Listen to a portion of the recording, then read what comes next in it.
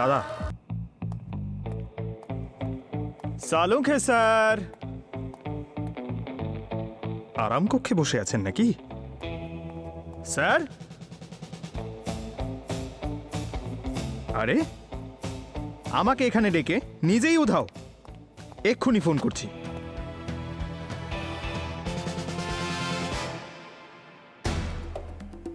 হ্যাঁ পঙ্কজ। আরে স্যার কোথায় আপনি? আমি কখন থেকে অপেক্ষা করছি। পঙ্কজ আমি 15 মিনিটের মধ্যে পৌঁছেছি, তুমি একটু ওয়েট করো। ওয়েট করব? কোথায় ওয়েট করব? লেবে আর কোথায়? আরে স্যার এটা ল্যাব, কোনো গার্ডেন নয় যে আপনার জন্য বসে অপেক্ষা করব। কেন, কোনো প্রবলেম আছে? আরে প্রবলেম শোনার আগেই ফোন কেটে দিল। আরে দূর। এই,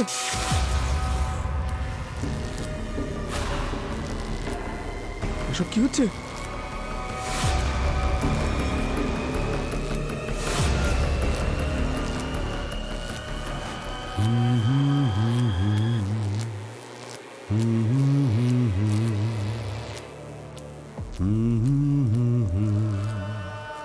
দাদা আমি জানি এটা আপনার টেরিটরি। আমি এখানে শুধু কিছুক্ষণের জন্য এসেছি, আমার কাজটা করেই চলে যাব। আপনি স্ট্রেস নেবেন না আর আমাকেও দেবেন না, ঠিক আছে? দয়া স্যারকে ফোন করি, উনি তাড়াতাড়ি চলে আসবেন। আরে দূর বাবা, ওনাকেও ফোনে পাচ্ছি না। আমার তো এসব দেখে ঘাম হচ্ছে। আমারটা ইউজ করে না। Thank you.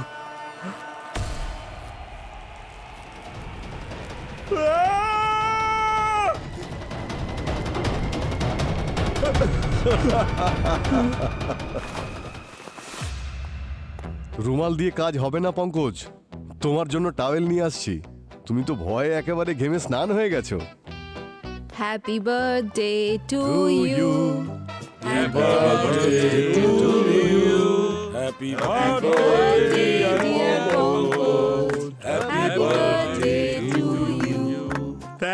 Thank you so much everybody. ভয় পেয়ে গিয়েছিলে তো?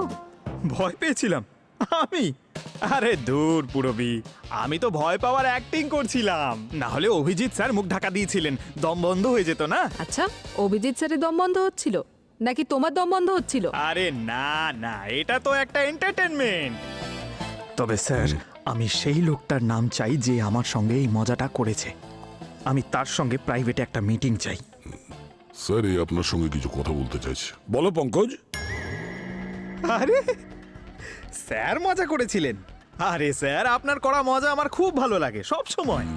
কিন্তু স্যার এই রকম মজা আমার সঙ্গে আর করবেন না প্লিজ। আমার হার্টটা দুর্বল, হার্ট ফেল হয়ে গেলে তখন। আরে পঙ্কজ, তুমি ফরেন্সিক ল্যাবে আছো, আর এখানে ডক্টর সালুকে কারোর অ্যাটাক হতে দেন না। আর তাছাড়া তুমি তো এনার ফেভারিট। কি ডক্টর সালুকে? পঙ্কজ, আমি সব অসুখের ট্রিটমেন্ট করি। তাহলে নিজের ট্রিটমেন্ট করো না কেন? আরে ভাই। না মানে আমি বলতে চাইছি যে স্যার আগে কেক কাটা হোক। হ্যাঁ হ্যাঁ হ্যাঁ প্লিজ। আরে বাহ কি ফ্লেভার এটা! আরে গান গান।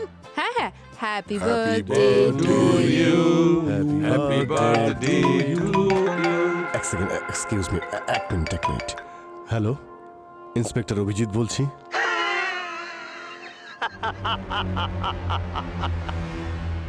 অনেক দিন ধরে শুনি না এই ভয়েসটা। ভয়েসটা যখন এতই পছন্দ হয়েছে তো অ্যাড্রেসটা বলে দে, পার্সোনালি গিয়ে শুনিয়ে দিচ্ছি। হ্যাঁ হ্যাঁ, পার্সোনালি তো দেখা করবই। আপাতত নিজের বন্ধু ধনরাজকে পারলে বাঁচা।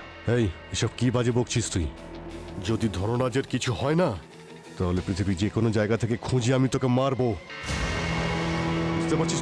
হ্যালো হ্যালো, কি হচ্ছে অভিজিৎ? ধনরাজ আমার কলেজের ফ্রেন্ড, ওকে কেউ মারতে চাইছে, আমাকে যেতে হবে। আরে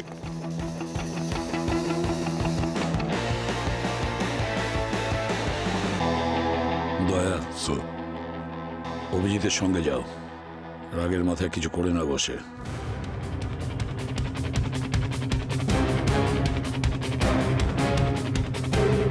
ওটা তোল ভাই ধনরাজ।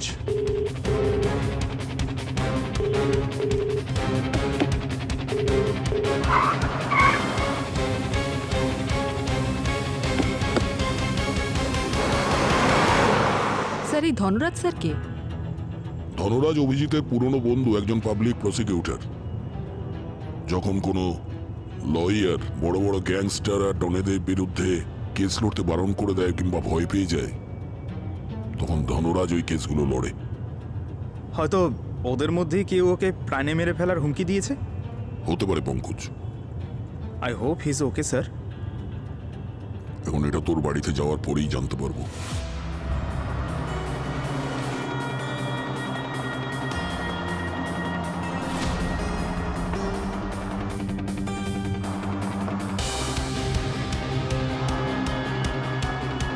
গাড়িটা এত স্পিডে কেন আসছে?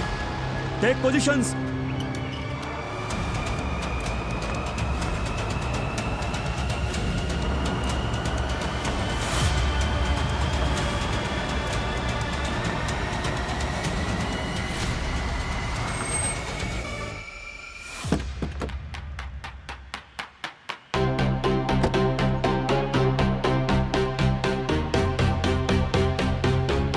আপনি কি ভেতরে যেতে পারবেন না? ধনরাজের সঙ্গে দেখা করতে চাই। আমি সিআইডি ইন্সপেক্টর অভিজিৎ। কিন্তু বিনা পারমিশনে আপনি ভেতরে যেতে পারবেন না। মাথা কি খারাপ হয়ে গেছে নাকি? পুলিশের লোককে ডিউটি করা থেকে বাধা দিচ্ছ? এসব কি হচ্ছে এখানে? স্যার, উনি জোর করে ভেতরে ঢোকার চেষ্টা করছেন। আরে অভিজিৎ স্যার, আপনি এখানে? ধনরাজের সঙ্গে দেখা করতে চাই। আর তোমার এই কমান্ডোরা? স্যার, ধনরাজ স্যারের সঙ্গে মিট করার জন্য কিছু প্রোটোকলস আছে, আর এরা সবাই সেই প্রসিজিওরটাকেই ফলো আরে করছে। কিন্তু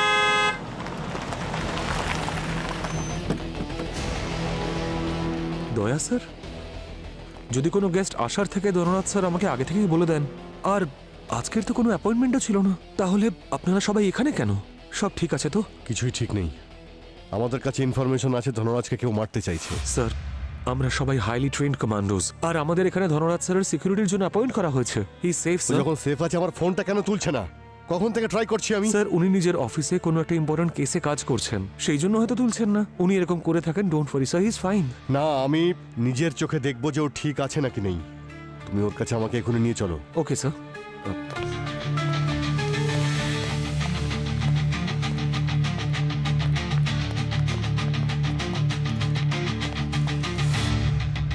Good morning, sir. Hi sir.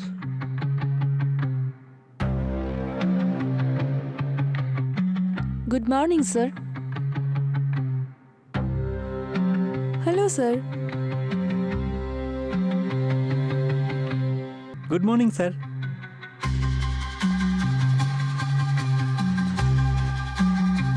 সবকিছু তো একদম নর্মাল, ক্রাইম সিন তো মনেই হচ্ছে না। হ্যাঁ স্যার, সবাই গুড মর্নিং বলছে, কেমন যেন সানডে মর্নিংয়ের ভাইব পাচ্ছি। স্যার, বাড়িটা এত শান্ত, একটু অদ্ভুত মনে হচ্ছে। কখনো কখনো এই শান্তি ঝড় ওঠার সংকেত দেয়। আরে ধনরাজ কোথায়? তুমি কি এদিক ওদিক ঘোরাচ্ছ? স্যার, আমি আপনাকে ধনরাজ স্যারের অফিসেই নিয়ে যাচ্ছি, এদিকে তো আসুন। চলো না ভাই। আসুন স্যার।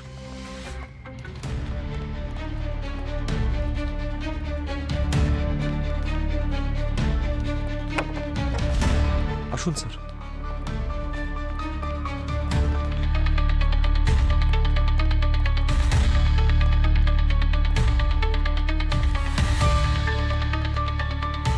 কি মজা হচ্ছে এটা? কোথায় ধনরাজ? কখন থেকে ফোন করছি, রিং হয়ে যাচ্ছে। আরে ধনরাজ কোথায়? কি টাইম পাস করছো তুমি? হ্যাঁ, এই, আমাদের কাছে সময় নেই, বুঝেছিস? তাড়াতাড়ি সত্যিটা বল, না হলে আমাদের আসল রূপ এক্ষুনি দেখাতে শুরু করব। স্যার,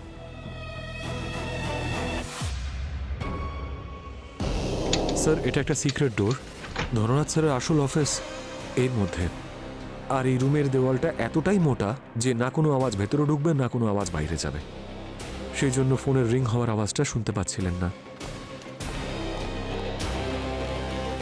খোলো এটা কেউ। এই দরজাটা ধনরাজ স্যার ছাড়া কেউ খুলতে পারবে না স্যার। এই দরজাটা খোলার জন্য ধনরাজ স্যারের ফেস আইডি লাগবে। তাহলে কি করব আমি? বাইরে দাঁড়িয়ে থাকবো? এখানে দাঁড়িয়ে দাঁড়িয়ে অপেক্ষা করব? আর এই দরজাটা খোলার অন্য কোনো প্রসেস তো আছে নাকি? স্যার, অন্য কোনো প্রসেস নেই। দয়া, ভেঙে দাও দরজা। স্যার, দরজাটা এত সহজে ভাঙবে না, কারণ এটা 6 ইঞ্চের থিক স্টিল প্লেট দিয়ে বানানো। ধরনাজ এরকম দরজা কেন লাগিয়েছে? কারণ উনি নিজের সিকিউরিটি নিয়ে খুব পার্টিকুলার ছিলেন। কিন্তু আপনারাও তো আছেন এখানে ওর সিকিউরিটির জন্য। স্যার উনি আমাদের ওপর সম্পূর্ণভাবে ডিপেন্ডেন্ট থাকতে চাননি, সেই জন্য এই সেফ রুমটা বানিয়েছিলেন। আর এর থেকে বেশি সেফ ওনার কাছে পৃথিবীতে আর কিছুই নেই। তাই আপনি টেনশন করবেন না স্যার। ওই ক্রিমিনালের হাসি এখনো আমার কানে বাজছে। ওর হাসিতে কনফিডেন্স ছিল দয়া।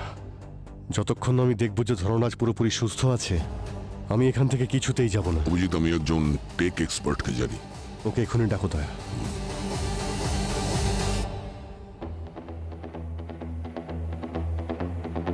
আচ্ছা, ধনরাজবাবুর রোজ সকালের রুটিন কি কি করেন উনি?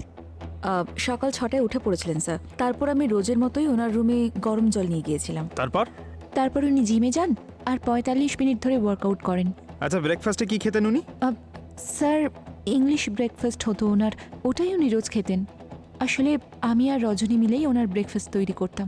হ্যাঁ স্যার, কিচেনেও ওনার জন্য সেম ব্র্যান্ডের মশলা ইউজ করা হয়। 1 বছরের স্টকও রাখা আছে, যাতে টেস্টে কোনো রকম চেঞ্জ না হয়।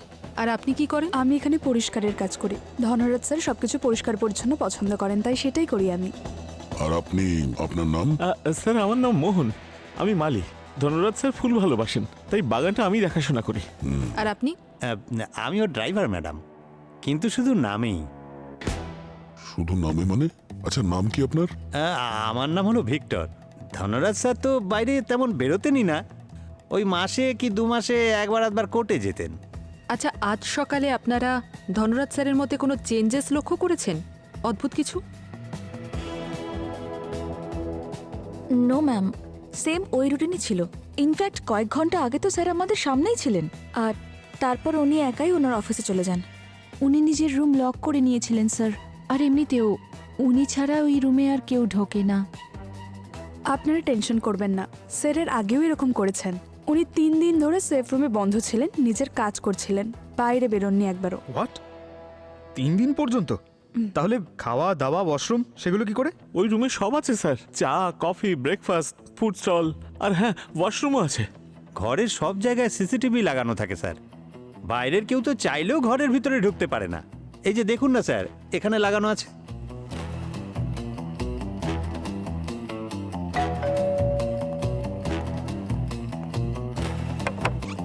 এসবই নয়। আরে দয়া স্যার, এসব কি হচ্ছে? আর্ম গার্ডস, আপনারা সব ঠিক আছে তো? কোনো যুদ্ধ শুরু হয়েছে নাকি? বিনয়, এটা মজা করার সময় নয়। তোমার সাহায্য চাই, ভেতরে একটা সেফ রুম আছে, ওটা খুলতে হবে। ওয়াও স্যার, ফাইনালি দয়া স্যার একটা দরজা খুঁজে পেলেন যা উনি ভাঙতে পারবেন না। এসব বাজে কথা পরে শোনাস, এখন কাজে লেগে পড়, চল। হ্যাঁ স্যার। এ খুলতে পারবে তো? কাজে তো এক্সপার্ট, দেখা যাক কি করে।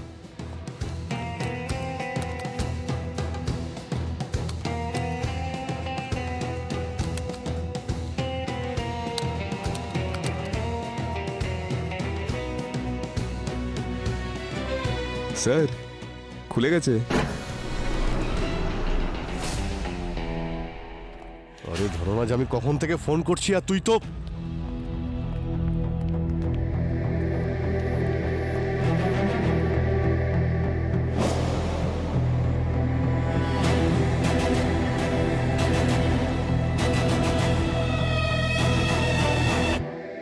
এই জন্যই আমি তোমাদের বলছিলাম।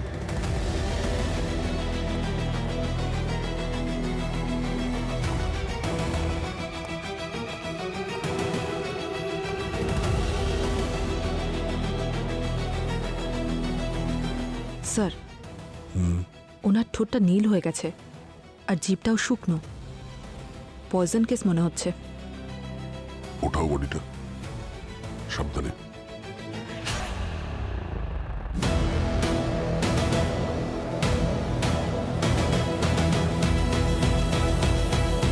স্যার, কোথাও কোনো স্যাঙ্গুলেশন বা ইনজেকশনের মার্ক নেই। মনে হচ্ছে খাবারের সঙ্গে বিষটা মিশিয়ে দেওয়া হয়েছে। না পঙ্কজ, এটা মনে হচ্ছে বিষ নয়। এই দেখো, চোখে লাল দাগ আছে। ডিপ্রাইভেশন অফ অক্সিজেনের কারণে এরকম হয়। হতে পারে অক্সিজেন কম থাকার কারণে ইনি মারা গেছেন। এটা কি? হ্যাঁ, এই তোমার সেফ রুম। সিসিটিভি ক্যামেরা কোথায়? এই রুমের বাইরে তো লাগিয়ে রেখেছো, এখানে কেন নেই? স্যার প্রাইভেসির কারণে ধনরাজ স্যার এখানে কোনোদিন সিসিটিভি ক্যামেরা লাগাননি। আর ওনাকে বাদে এখানে আর কারোর আসা যাওয়া ছিল না স্যার। কেউ আসতো না, তাহলে এখানে কেউ কি করে এলো? কি করে এখান থেকে মার্ডার করে চলে গেল? তুমি কি করছিলে? হ্যাঁ, এই তোমার সিকিউরিটি? স্যার আমার মনে হয় একটা মার্ডার কেস নয়, এটা ন্যাচারাল ডেথ কেস স্যার। এটা ন্যাচারাল ডেথ নয়, এটা মার্ডার। না হলে ওই লোকটার ফোন আসতো না আমার কাছে। কিন্তু যে এটা করেছে তাকে কিন্তু আমি ছাড়বো না। আর যারা এর মধ্যে ইনভলভ আছে তারাও মরবে।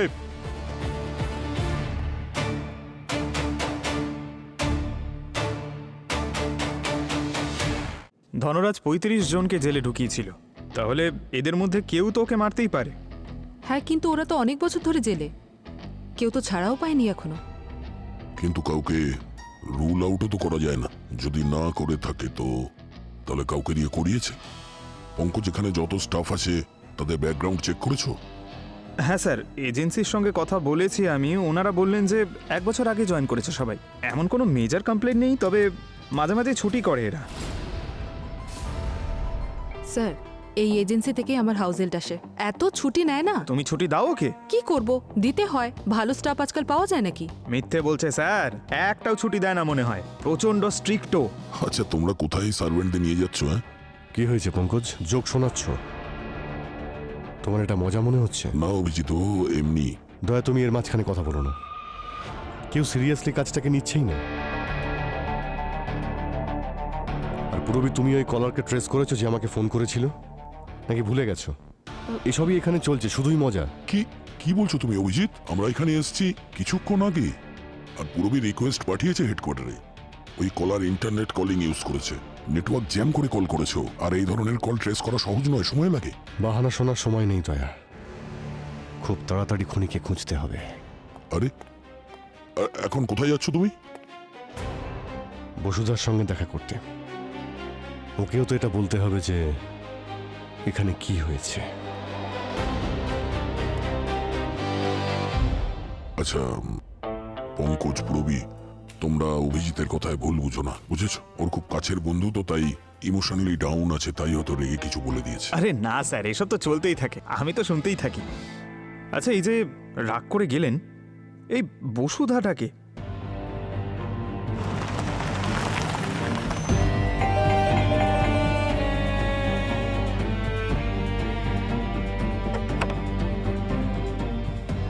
অভিজিৎ, তুমি এত বছর পরে কেমন আছো তুমি?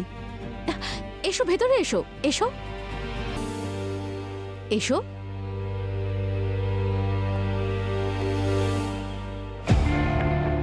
কি হয়েছে অভিজিৎ, সব ঠিক আছে তো? বসুধা, বলো না কি হয়েছে, তুমি আমাকে ভয় দেখাচ্ছ।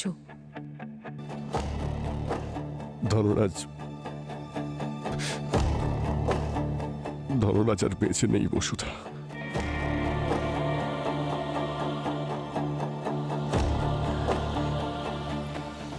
তুমি চা খাবে না কফি?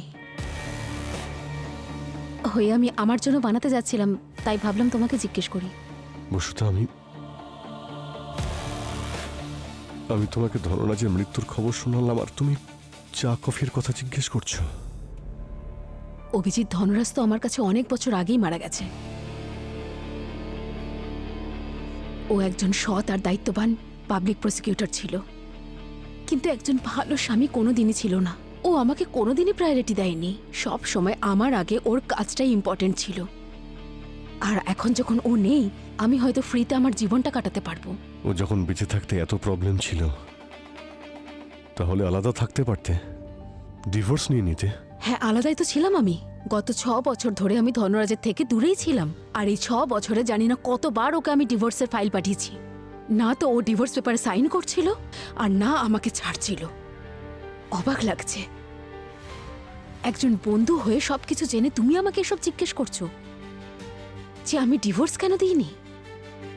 অভিজিৎ, এমন কোনো কথা নেই যে একজন ভালো বন্ধু একজন ভালো স্বামীও হতে পারে।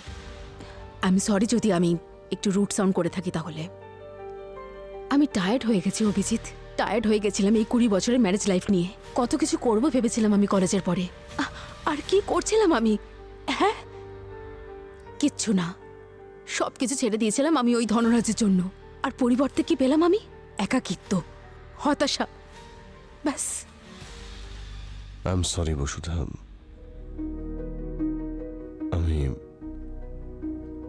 তোমার দিক থেকে এটা কখনো ভেবেই দেখিনি। আমি কলেজ থেকে আজ পর্যন্ত ধনরাজের বন্ধু ছিলাম, তোমার বন্ধু ছিলাম না। I am sorry. কোনো ব্যাপার না অভিজিৎ, তোমার মতন বন্ধু পাওয়াও তো ভাগ্যের ব্যাপার, আর হয়তো আমার ভাগ্য অতটা ভালো না। বসুধা, খারাপ ভেবো না, এটা প্রোটোকল। যতক্ষণ ইনভেস্টিগেশন শেষ না হচ্ছে ততক্ষণ তুমি এই শহর ছেড়ে যেও না। I know, I also one of this suspect, না না, রাইট? তা ঠিক নয়। ফর্মালিটি, কোনো জিনিসের যদি প্রয়োজন হয় বা কোনো হেল্পের প্রয়োজন হয়, প্লিজ আমাকে ফোন করো। শিওর। ওকে।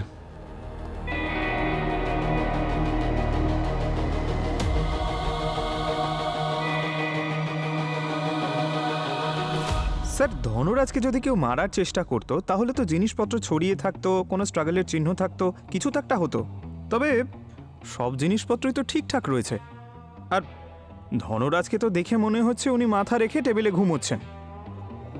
স্যার, কোনো অ্যাটাকার যদি ধনরাজ স্যারের ওপর অ্যাটাক করার চেষ্টাও করতো তাহলে ওনার টেবিলের নিচে একটা প্যানিক বাটন আছে, সেটা প্রেস করতে পারতেন। আপনি দেখতে পারেন স্যার। Panic button? এদিকে আসুন স্যার। কোথায়? এই দেখুন স্যার।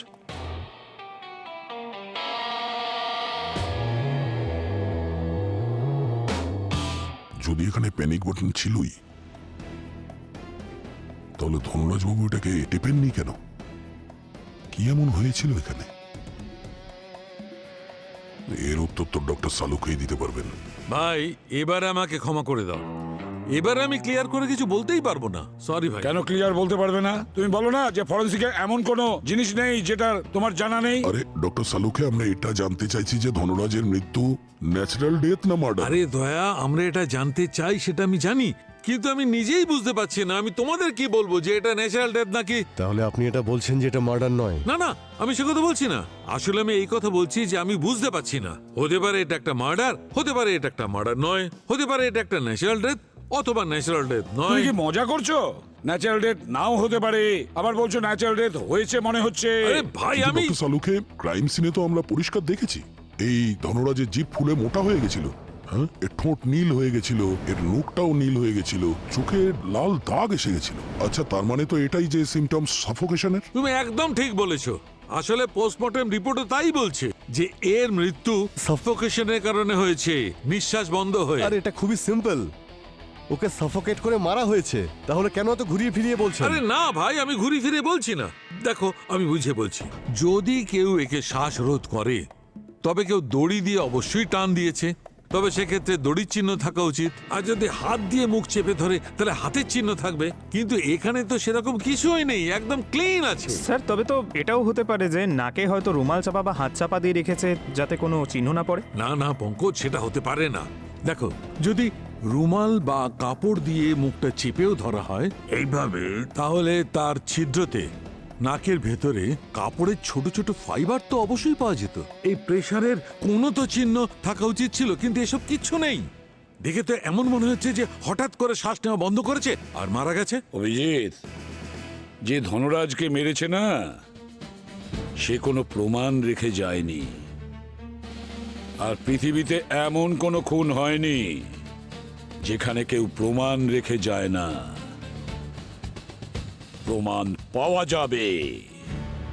স্যার, বীরের কথা অনুযায়ী ধনরাজ স্যার ওনার সেফ রুমে সিসিটিভি লাগায়নি প্রাইভেসির জন্য, কিন্তু সেফ রুমের বাইরে একটা সিসিটিভি ছিল যেখানে পরিষ্কার দেখা যাচ্ছে ধনরাজ স্যার 10:22 সেফ রুমে ঢুকেছিল একাই।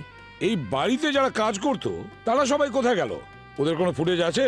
হ্যাঁ স্যার, এই যে। এই বীর আর সিকিউরিটি গার্ডস তো বাড়ির বাইরেই ছিল স্যার, আর কাজের লোকেরা বাড়ির ভেতরে কাজ করছিল যখন সিআইডি ওখানে ক্রাইম সিনে পৌঁছেছে। তাহলে এই কাজটা করলো কে? পঙ্কজ, ওই বসুধার ব্যাপারে কিছু জানতে পেরেছো? কোথায় ছিল যখন ধনরাজের খুন হয়েছিল? স্যার, ওই আমি পঙ্কজকে বলেছি যে বসুধাকে সন্দেহের তালিকা থেকে বাদ দিতে। কিন্তু অভিজিৎ, তুমি নিজেই বলেছিলে যে বসুধার কোনো শকই লাগেনি যখন এই খবরটা শুনলো যে ধনরাজ মারা গেছে। তাহলে ও তো প্রাইম সাসপেক্ট। হ্যাঁ, কিন্তু ও ধনরাজের ওয়াইফ, আমার পুরনো বন্ধু, আমি জানি ও এরকম করতেই পারে না। অভিজিৎ, ধনরাজ মারা যাওয়ার পর ওর সমস্ত প্রপার্টি, টাকা পয়সা সব তো বসুধারই পাওয়ার কথা। তাহলে ও তো প্রাইম সাসপেক্ট হতেই পারে না। তুমি আমার জাজমেন্টে সন্দেহ করছো? আমি সিআইডি অফিসার অভিজিতের জাজমেন্টে কোনো সন্দেহ করছি না। হ্যাঁ, কিন্তু একজন কাছের বন্ধু যখন বলছে, সন্দেহ তো হবেই।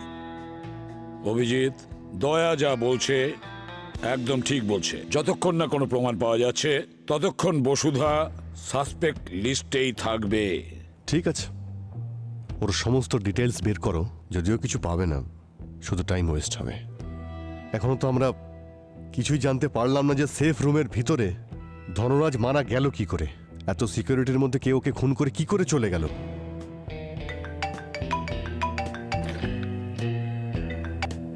হ্যালো, ওকে স্যার, অভিজিৎ স্যারের কাছে ফরেন্সিকে যে খুনির ফোন এসেছিল তার লোকেশন ট্রেস করা গেছে। কোথা থেকে এসছে? স্যার, খুনি ইন্টারনেট কলিং ইউজ করেছিল। আলাদা আলাদা টাওয়ার থেকে সিগন্যাল বাউন্স হচ্ছিল, তাই আমরা সব লোকেশন গ্যাদার করেছি, স্টেপ বাই স্টেপ ডিকোড করেছি। তারপর অ্যাপ্রক্সিমেট লোকেশন পাওয়া গেছে। রবি কল কোথা থেকে এসেছিল? স্যার, সেন্ট্রাল জেল থেকে। সেন্ট্রাল জেল থেকে? দেখুন স্যার, আমি রুলসের বিরুদ্ধে যাচ্ছি, কারণ কোর্ট অর্ডার ছাড়া কোনো কয়েদির সঙ্গে দেখা করবার পারমিশন নেই। কিন্তু ধনরাজ আমারও বন্ধু ছিল, সেই জন্যই অ্যালাউ করছি। থ্যাংক ইউ জেলার সাহেব। যতজন কয়েদি আছে যাদেরকে আমাদের ধনরাজবাবু অ্যারেস্ট করিয়েছিলেন, আমরা ওদের সবার সঙ্গে দেখা করব। ঠিক আছে, কিন্তু একটা কথা খেয়াল রাখবেন, কোনো কয়েদির উপরই প্লিজ ফোর্স করবেন না, কারণ ওরা যেটা বলবে সেটা কোর্টে কিন্তু মান্যতা পাবে না, কারণ এটা আনঅফিশিয়াল মিটিং। ঠিক ওকে? আছে। হ্যালো, হ্যাঁ, এক এক করে সবাইকে নিয়ে এসো।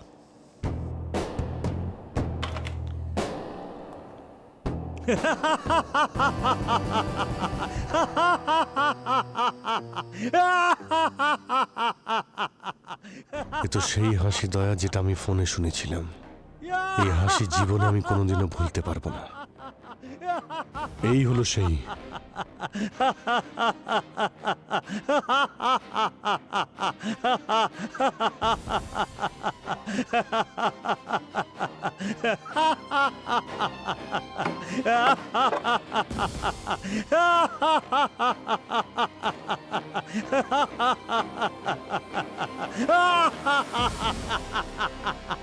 সেই হাসি, সেই হাসি।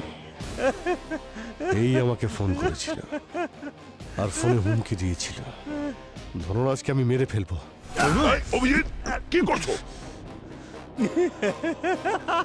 সরি। হ্যাঁ, আমি ফোন করেছিলাম। যা করার করে নাও, করে নাও। প্রমাণ করতে পারবে গত 15 বছর ধরে আমি এই জেলে পড়ছি? জিজ্ঞেস করো কাউকে গিয়ে, যাও।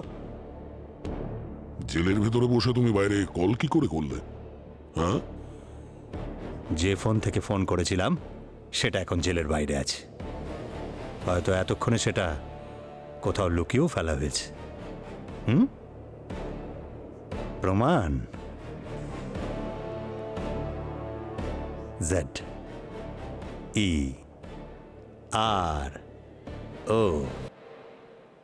ZERO 0।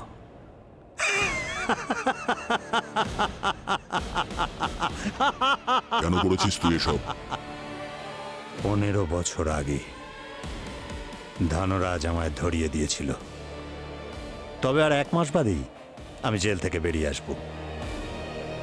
তাই আমি ভাবলাম আমার এই কামব্যাক না হয় একটা ধামাকা দিয়েই শুরু করে ফেলি। আমি কিভাবে জেলের মধ্যে থেকে আমার শত্রুদের শেষ করে দিচ্ছি, সিআইডি আমার টিকিও ছুতে পারবে না, কিচ্ছু করতে পারবে না আমার। আমি আবার ডন হব, বাদশাহ। পুরো শহর টের পাবে আমার ক্ষমতার কথা। আমার সমস্ত শত্রুতা আর সব পুরনো হিসাবের এক এক করে বদলা নেব আমি, এক এক করে। আর সেই লিস্টে তোমাদের সবারই নাম আছে। এই, মুখ সামলে কথা বল, বুঝলি? কি ভেবেছিলে 15 বছরে আমি কি ফুরিয়ে গেছি? আরে না না না না, কখনো না। এখনো আমার বাইরে অনেক সাগরেদ আছে।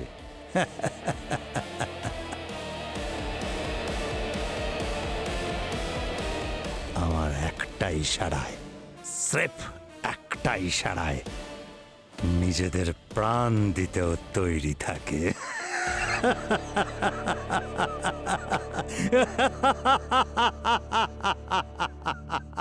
তুই কিন্তু ফেসে গেছিস, ফেসে গেছিস তুই। তুই জেনে হোক বা না জেনে খুব বড় একটা ভুল করে ফেলেছিস। ওই ফোন কল যেখানে তুই হাসছিলি, এবার ওটাই তোকে খুব কাঁদাবে। ওই ফোন কল তোকে আর তোর সঙ্গীদের বিপদের কারণ হয়ে দাঁড়াবে।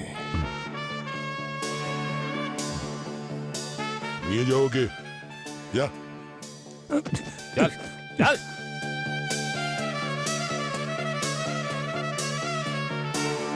একটা ব্যাপার নোটিস করেছো তুমি? ফোন কলের কথা শুনেই ওর মুখটা কেমন ফ্যাকাশে হয়ে গেল। কিছু তো রহস্য আছে ওই ফোন কলের।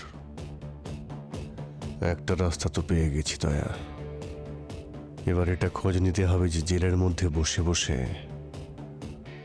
ধনরাজের খুন ও কি করে করালো, বাইরে ওর সঙ্গী কে আছে যে ওর জন্য কাজ করছে।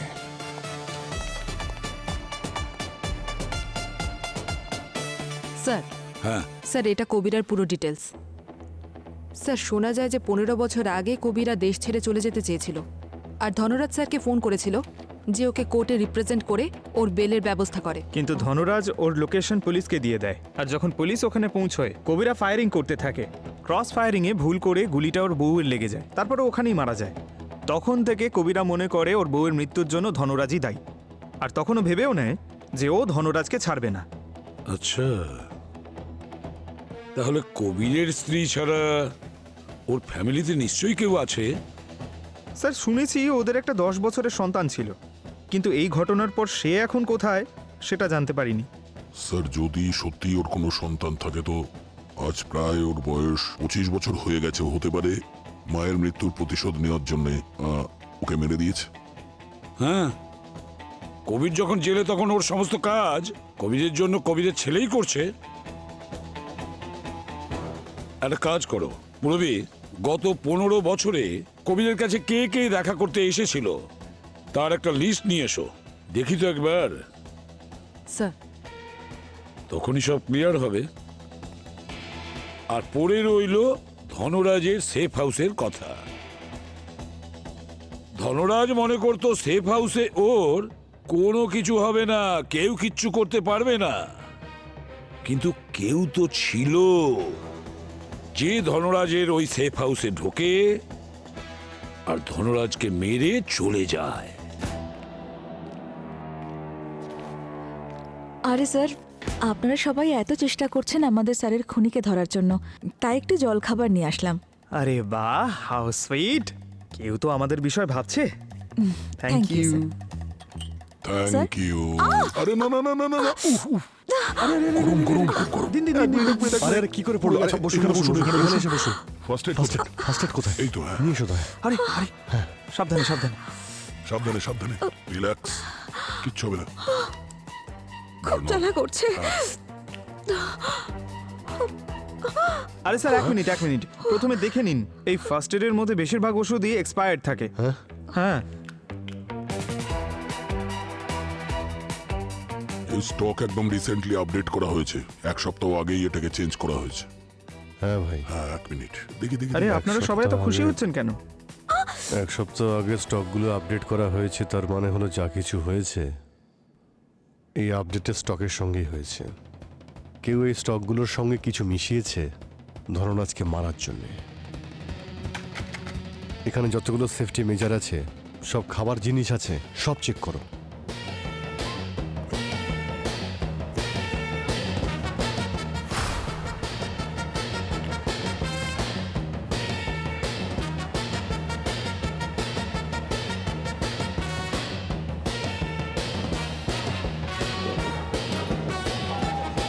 এই সমস্ত ফায়ার এক্সটিংগুইশার তো খালি।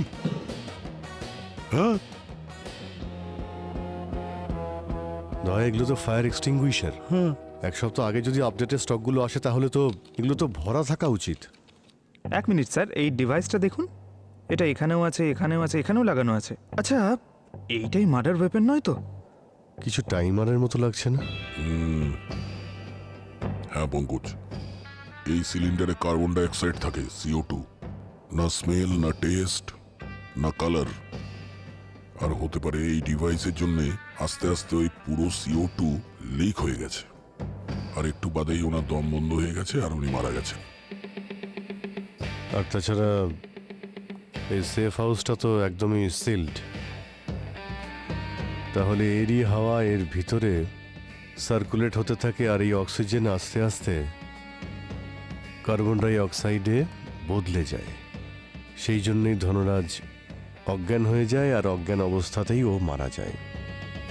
সেই জন্য না কোনো শব্দ, না কোনো স্ট্রাগল হয়। রজনী, এই সেফ রুমের স্টক কে আপডেট করে? কে এখানে সবকিছু আপডেট করেছে? স্যার এইসব কাজ তো বীরেরই দায়িত্ব, ও ছাড়া আর কে হতে পারে? পঙ্কজ, বীরকে নিয়ে এসো। স্যার,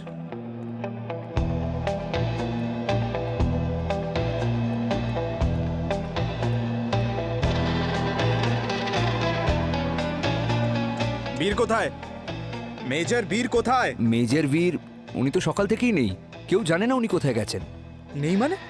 হ্যাঁ, জানি না কোথায় গেছে, আর কাউকে কিছু বলেনও নি, আমরাও জানি না।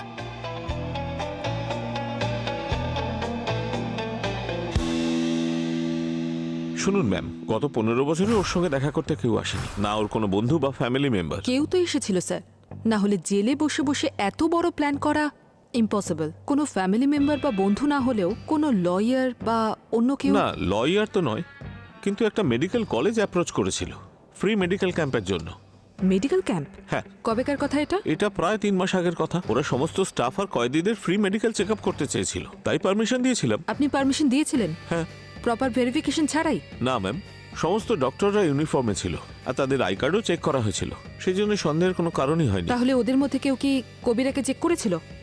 হ্যাঁ ম্যাম, একজন ডক্টর প্রায় আধ ঘন্টা ধরে কবিরাকে চেক করে। আধ ঘন্টা ধরে? কেমন দেখতে ওকে? রোগা পাতলা ছিল, লম্বাও ছিল, আর চওড়া ঘন গোঁফ ছিল। চওড়া ঘন গোঁফ?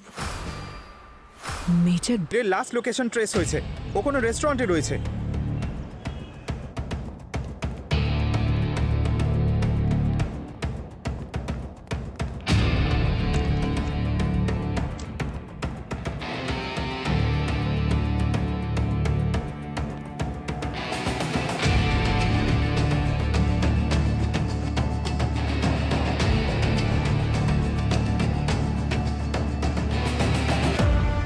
তোমার কাছে তো সবসময় বন্দুক থাকে, তাহলে ওই দিন ফায়ার এক্সটিংগুইশার দিয়ে ধনরাজকে কেন খুন করেছো?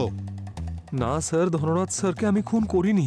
আমি একজন সোলজার, ডিউটির জন্য নিজের জীবনও দিতে পারি আমি, আর ওনার জীবন বাঁচানোর প্রতিজ্ঞা করেছিলাম। তাহলে তুমি ঘটনার পরে উধাও হয়ে গেলে কেন? লুকোচ্ছ কেন? সিআইডি কে গুলি করবে তুমি? হ্যাঁ স্যার, আমার মনে হয়েছিল কোনো অ্যাটাকার, আর আমার টিম বলেছিল যে ধনরাজ স্যারকে ফায়ার এক্সটিংগুইশার দিয়ে মারা হয়েছে, সেই জন্য নিজের ইনভেস্টিগেশন শুরু করেছিলাম। ইনভেস্টিগেশন? কিসের ইনভেস্টিগেশন? স্যার, ধনরাজ স্যারের সেফ রুমের সাপ্লাই 6 মাসের আগে চেঞ্জ হওয়ার কথা নয়, কিন্তু কেউ আমার সিগনেচার ফর্জ করে নতুন সাপ্লাই আনিয়েছিল। আপনি চেক করতে পারেন। এই হচ্ছে আমার আসল সিগনেচার, আর এটা ফর্জড।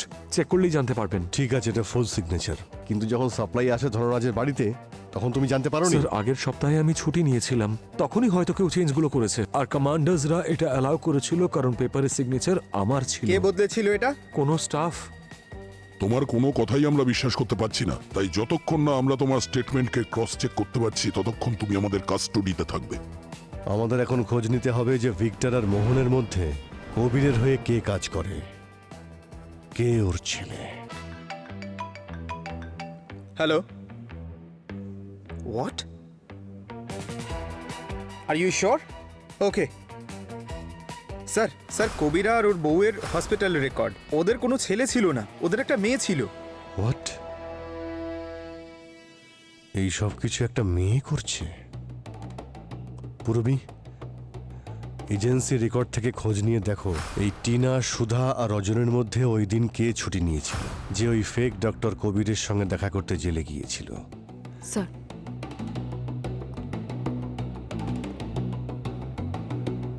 মেয়ে, আরে কি হলো সুধা, তাড়াতাড়ি কর। আরে এসব কি হচ্ছে? এই ব্যাগ প্যাক করে কোথায় যাচ্ছেন আপনারা? স্যার ওই এজেন্সি থেকে কল এসেছিল। ধনরাজ স্যার তো আর নেই, তাই কোম্পানি আমাদের আবার ডেকেছে। এখন আমাদের অন্য কোনো ক্লায়েন্টের কাছে পাঠাবে। ও স্যার কিছু জানতে পারলেন ধনরাজ স্যারকে কে মেরেছে? হ্যাঁ, সেটাও আমরা জেনে যাব, কিন্তু আচ্ছা রজনী কোথায়? দেখতে পাচ্ছি না। স্যার ও তো সকালবেলা খুব তাড়াহুড়োয় বেরিয়ে গিয়েছিল।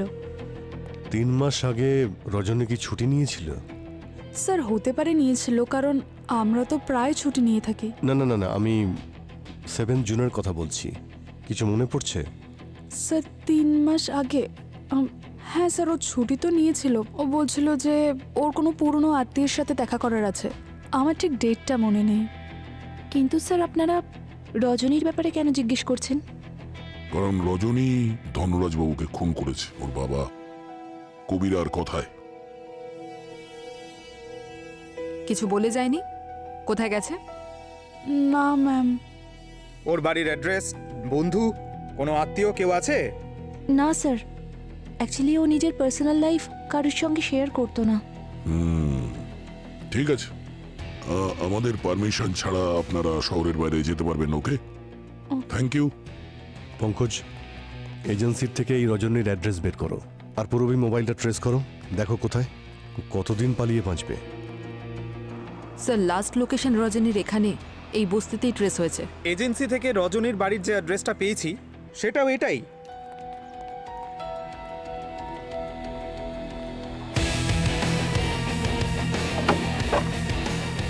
এই কে এখানে? লাইট।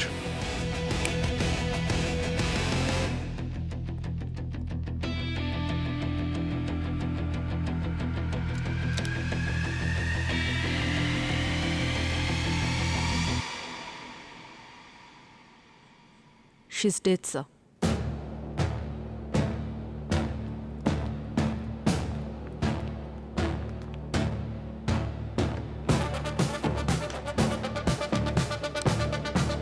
Sir, suicide note. কি? আমি রজনী, কবিরার মেয়ে। আমি আমার মায়ের খুনি ধনরাজকে মেরেছি। আমি সারা জীবন জেলের ভেতরে থাকতে চাই না, যেরকম আমার বাবাকে থাকতে হচ্ছে। তাই আমি আমার জীবন নিজেই শেষ করলাম।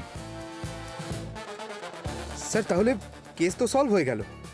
ও তো কনফেস করলো ওই ধনরাজকে মেরেছে। না পঙ্কজ, কেস এখনো সলভ হয়নি। কেস এখনো ওপেন আছে। এই রজনী লেফট হ্যান্ডেড ছিল, সব কাজই বাঁ হাত দিয়ে করত। ও আমাদের চাও দিয়েছিল বাঁ হাত দিয়ে, তাহলে ও রাইট হ্যান্ড দিয়ে নিজেকে গুলি কেন করতে যাবে? স্যার তাহলে খুনি কে, টিনা নাকি সুধা? 3 মাস আগের সিসিটিভি ফুটেজ চেক করি ধনরাজ বাবুর বাড়ির। যখন ডাক্তার সেজে কেউ গিয়েছিল জেলে কবিরার সঙ্গে দেখা করতে, জানতে পারা যাবে দুজনের মধ্যে কে ছিল, টিনা না সুধা। 15 বছর পরে বস এখানে আসছেন, উনি সব দেখে কিন্তু খুব খুশি হবেন। এমনিতেই আইডিয়াটা কিন্তু ওনার মেয়ের, বেশ বুদ্ধিমতী মেয়েও। হ্যাঁ, তা কিন্তু জানিস ঠিক। কি বলছিল? বলছিল যে যখন বাবা বাড়িতে আসবে তখন ওনার সব কিছু নতুন নতুন লাগবে।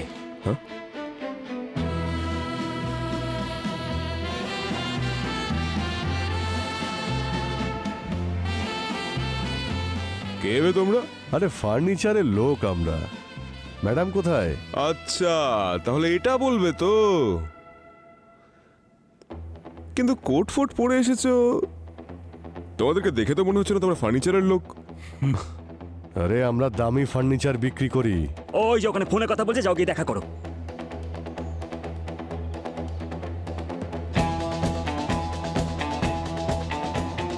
পুরনো সাম্রাজ্য নতুন করে শুরু করার সময় চলে এসেছে। আমরাই এই শহরে রাজত্ব করব। আমাদের অপেক্ষার অবসান হয়েছে। বাবা বাইরে আসছে। বাবা বাইরে আসবে না, কিন্তু তুমি ভিতরে অবশ্যই যাবে।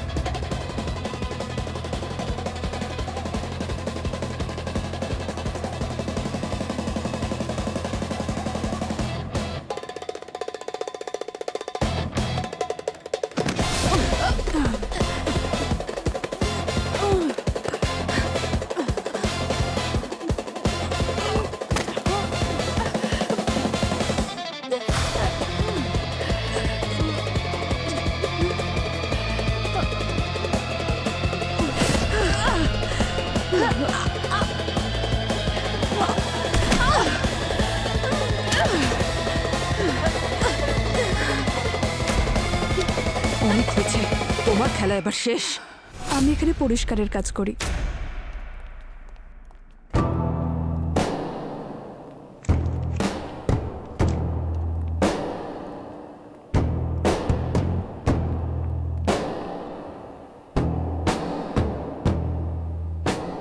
সুধা? হ্যাঁ, সুধা, তোমার মেয়ে।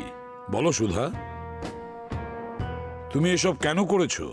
মা মারা যাওয়ার পর আর বাবা জেল যাওয়ার পর আমি পুরনো কন্ট্যাক্টসের সাহায্যে দেশের বাইরে চলে গিয়েছিলাম, কিন্তু আমার জীবনের একটাই উদ্দেশ্য ছিল, ওই ধনরাজকে ওর পাপের শাস্তি দেওয়া। আর এই জন্যই ধনরাজকে আমি নিজের মিশন বানিয়ে নিয়েছিলাম। তুমি ধনরাজের বাড়িতে কি করে পৌঁছলে? আমি নিজের একটা মিথ্যে পরিচয় বানিয়েছিলাম, তার সাহায্যে আমি সার্ভেন্ট এজেন্সিতে পৌঁছাই। ওখান থেকে আমি ধনরাজের বাড়িতে সার্ভেন্ট হিসেবে কাজ করা শুরু করি। কিন্তু ওখানে আমি দিনরাত শুধু এটাই ভাবতাম যে আমি ওকে কিভাবে মারবো। তারপর আমি প্ল্যান করলাম। প্ল্যান করার পর 15 বছর পর প্রথমবার নিজের বাবার সাথে দেখা করার জন্য জেলে যাই। আর ওখানে আমি ওনাকে সব কিছু বলে দিই, পুরো প্ল্যান বলে দিই। এখানে তুমি ভুল করেছো সুধা।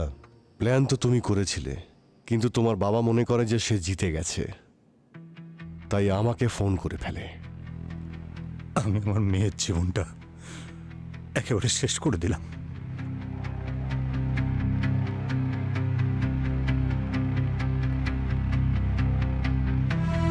কবির, যখন মানুষ প্রতিশোধের আগুনে অন্ধ হয়ে যায়, তখন সে শুধুমাত্র নিজের শত্রুকেই ধ্বংস করে না, বরং নিজের পরিবারকে তিলে তিলে শেষ করে দেয়।